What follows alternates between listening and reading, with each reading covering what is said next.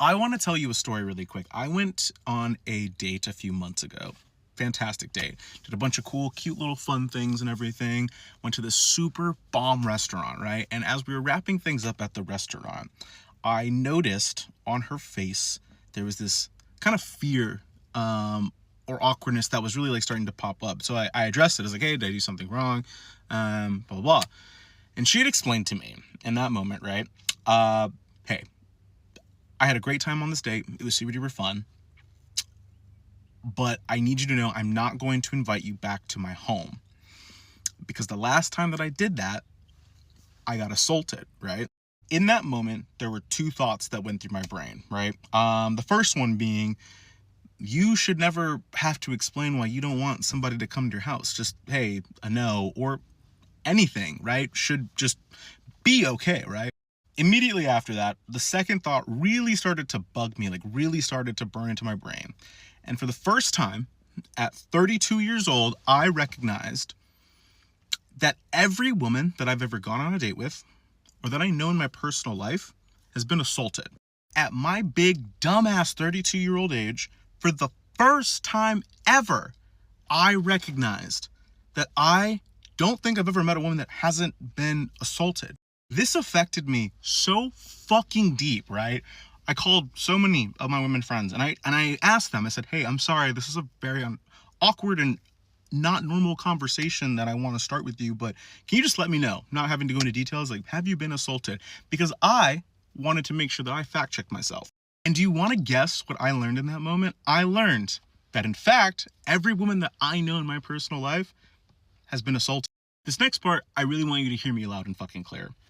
That regardless if it's 62 million men or 1,000 men, the big takeaway that I had to really sit with and understand is that assault is not the exception. It is very much, in fact, the fucking norm. Don't get it twisted. We need to make sure that factual information is getting out there. But if those numbers have to be inflated a little bit so that the conversation finally begins, I'm going to accept that. As someone whose platform is majority women, I wanted to use my platform to really talk about these issues. I called my stepmom, my dad, I called friends to really try and see if I could really nail down how to approach this conversation.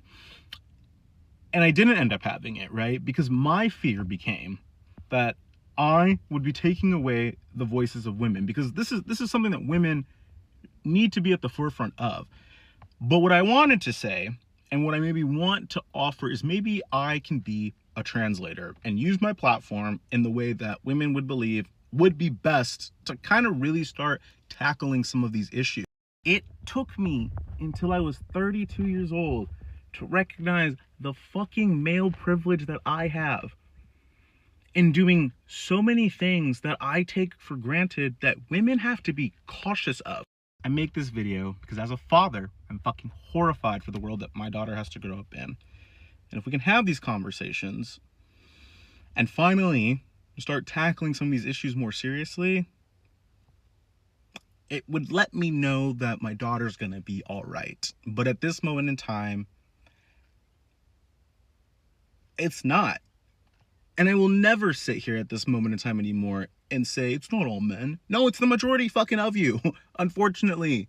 And that's just the reality you have to accept. That's what it is.